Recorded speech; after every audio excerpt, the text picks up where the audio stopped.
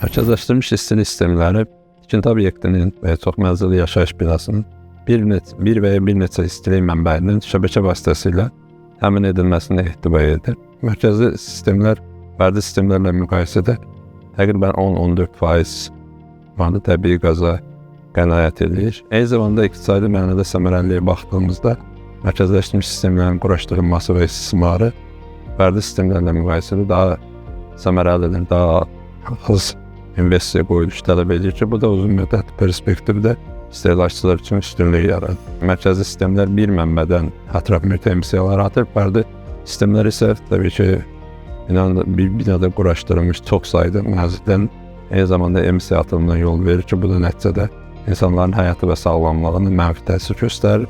Mərkəzi istilik sistemləri binalara təbii qaz yandırılıq istilik və isti suyun verilməsi bu binalara artıq təbii qazın verilməsini əhəmiyyətli dərəcədə azaldır ki, bu da nəticədə təhlükəsizlik qorunmasına gətirib çıxardır.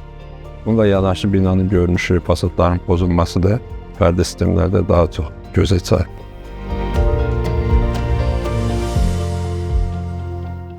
Mərkəzləşdirilmiş istilik sistemləri fərdi sistemlərlə müqayisədə təbii qaz istehlakı cəhətdən daha səmərəlidir. Bunun səmərə olması səbəbi əslində onu idarə etmə və texnologiyalarının bağlıdır. İstər mərkəzi sistemlərdə, istər fərdi sistemlərdə qazanların modulyasiyası əmsalı onların ən aşağı işləmə səviyyələrini müəyyən edir ki, fərdi sistemlərdə idarə etmənin yetərli olmaması onların səmərəli şəkildə istismar olunmasına mane olur. Eyni zamanda nəzərə almaq lazımdır ki, son illərdə çox ciddi şəkildə texnoloji inkişaf, xüsusilə kogenerasiya sistemləri, mərkəzi sistemlərin öz səmərəliliyini ciddi dərəcədə artırır ki, bu fərdi sistemlərlə müqayisədə daha gözə çarpan dərəcədə səmərəlidir.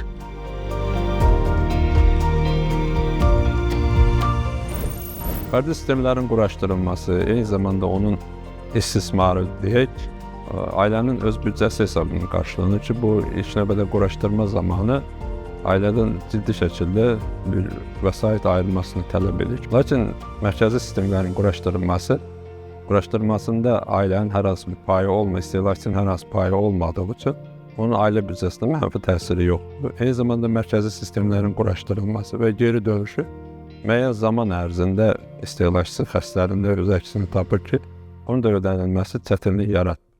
Lakin fərdi sistemlərdə bunun əksinə istismar dövründə də davamlı olaraq təmir və servisə ayrılan xərclər ailə büdcəsinin çətinlik yarada bilər.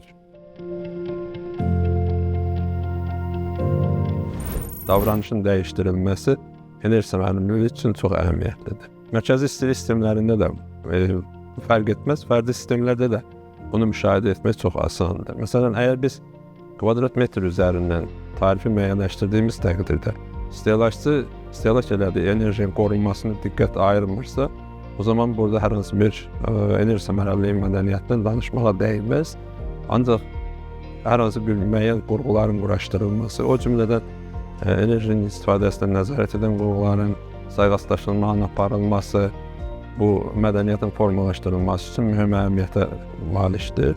Bu şəkildə istehlakçıların maarifləndirilməsi də gələcəkdə səmərəliliyin təmin edilməsinə öz təsirini göstərir.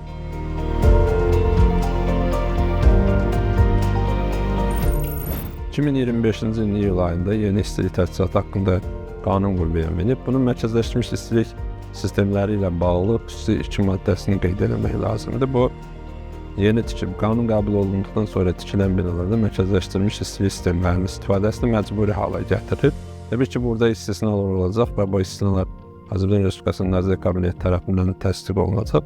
Ancaq ümumilikdə nəzərə almaq lazımdır ki, bir çox mənzilli binalar mərkəzi istilik sistemlərinə istifadəni məcburi qaydada quraşdırmalı olacaqlar. Eyni zamanda gələcəkdə binaların mərkəzi istilik sistemlərinə istifadəyə keçidi ilə bağlıdır, müəyyən normalar mövcuddur. Hansı ki, yeni ölkəmizə yeniliklər gətirmiş olacaq. Bundan əlavə yeni subyektlərin yaranması, məsələn, əvvəlki qanunvericilikdə bu yox idi. İstilik təchizatı sahəsində paylayıcının, istehsalçının və satıcının ayrılıqda müəyyən edilməsi də yeni qanunla təsbit olunmuşdur.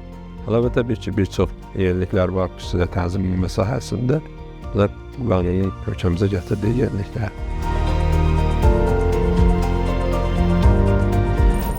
Mövcud binaların mərkəzləşmiş istilik sistemlərindən istifadəsi mümkündür, keçidi mümkündür.